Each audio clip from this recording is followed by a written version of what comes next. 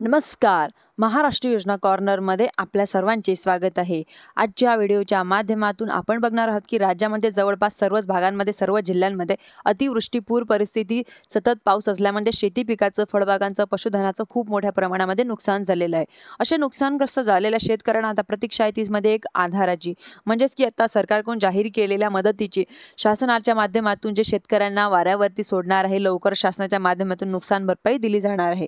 म्हणजेच की दसऱ्यापूर्वी दिली जाईल, दिवाळीपूर्वी दिली जाईल असं सांगण्यात येत आहे. मग खरंच ही शासनाच्या माध्यमातून दिली जाणारी नुकसान भरपाई शेतकऱ्यांना पाठबळ ठरू शकणार आहे का व लवकर मिळणार आहे का, शेतकऱ्यांचा आधार ठरणार आहे का?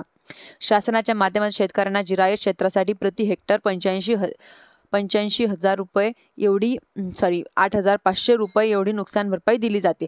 जास्तीत जास्त प्रति हेक्टर मर्यादेत, म्हणजेच की एका शेतकऱ्याला जास्तीत जास्त 17,000 रुपयापर्यंत ही नुकसान भरपाई दिली जाणार आहे. ही नुकसान भरपाई देण्यासाठी जे काही कृषी सहाय्यक असतील, तलाठी असतील, ग्रामविकास अधिकारी असतील, यांच्या माध्यमातून पंचनामे होणं गरजेचं आहे. पंचनामे करत असताना जे बाधित क्षेत्र झालं आहे व किती टक्के झालं आहे त्यांना सांगितलंय की पहिलं जात होतं की त्या अनुषंगाने त्या क्षेत्राच्या शेतकऱ्यांना झालेलं नुकसान ठरवून शेतकऱ्यांना नुकसान भरपाई दिली जाते. म्हणजेच की आता शेतकऱ्यांचं 2 हेक्टर क्षेत्र असेल तर त्यांना दुखावलं जात असं त्यांच्यामध्ये 80% नुकसान झालं आहे व मिळणारी नुकसान भरपाई ही सहजिकच कमी मिळते.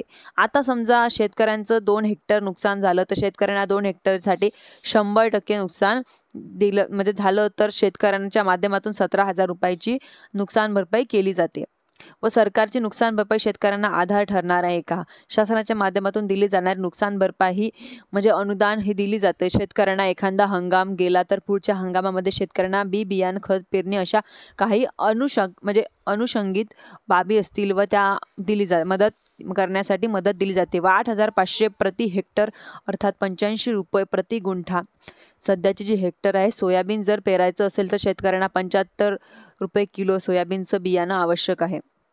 आजच्या दराने बॅगा खरेदी केल्या तर 9,000 रुपयापेक्षा जास्त बियाण्यांसाठी पैसे लागतात. 8,500 रुपयांचं या ठिकाणी नुकसान भरपाईमध्ये बियाणं खरेदी केले जाऊ शकत नाही. पेरणीचा खर्च वेगळा, मजुरांचा खर्च वेगळा, खताचा खर्च वेगळा व फवारण्याचा खर्च वेगळा. या सगळ्या खतांचं म्हणजे हातातून गेलेल्या पिकांची भरपाई ही शेतकऱ्यांना कोणाकडे मागायची व कोणाकडे पाहायची, या ठिकाणी पडलेला आहे प्रश्न शेतकऱ्यांच्या मनांमध्ये. काल धाराशिव जिल्ह्यांमध्ये पशुधनच मोठ्या प्रमाणात नुकसान झालेलं आहे. म्हणजेच की आता बऱ्याच साऱ्या गायी या ठिकाणी मृत्युमुखी पडलेल्या आहे. नांदेडमध्ये परिस्थिती झालेली आहे की सर्वात पार्श्वभूमीवरती पाहिलं तर स्थानिक लोकप्रतिनिधी तानाजी सावंत यांच्या माध्यमातून मुख्यमंत्र्यांना फोन केला व शेतकऱ्यांना दिली जाणारी नुकसान भरपाई कुठेतरी कमी पडते, त्यांच्यासाठी वाढ करावी अशी मागणी केली जात आहे. व जमिनीसाठी धोरण निश्चित करावे असे सांगण्यात आलेले आहे.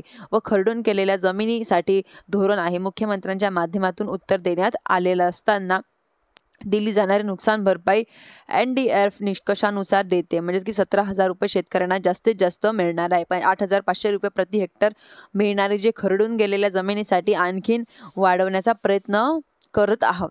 म्हणजेच की आता पंचनामे शासनाने करणं गरजेचे आहे व पहिलं की पंचनामे करण्याची प्रक्रिया पार पाडली जाते. ज्या भागांमध्ये नुकसान झालेलं आहे त्यांना सरसकट भरपाई मिळणं अपेक्षित आहे.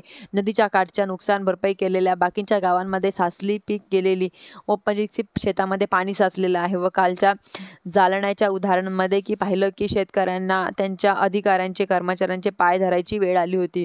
साहेब आमचा पंचनामा करा, आमचे पंचनामे कराच्या माध्यमातून करण्यात नकारात्मक दाखवली जाते. अशा अनेक परिस्थितींमध्ये अशा राज्यांमध्ये निर्माण आहे. काही सोशल मीडिया समोर येत आहे व सोशल मीडियावर येत असताना काही शेतकऱ्यांना आणखीन माहिती नाही की आपले पंचनामे केल्यावरती नुकसान भरपाई मिळते. अशा शेतकऱ्यांना जमिनीचे सर्वे नंबर, शेतकऱ्यांचे आधार कार्ड, शेतकऱ्यांची माहिती मागितली जात आहे.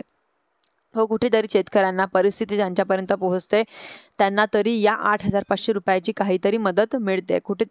कुठेतरी गरजू यांना शेतकरी पूर्ण म्हणजे कोमटलेले जे आहेत त्यांना वर्षांमध्ये मोठ्या प्रमाणात नैसर्गिक आपत्ती होत्या. सर्व नैसर्गिक आपत्तीचा प्रहर आता या 2025 मध्ये झालेला आहे व या ठिकाणी नुकसान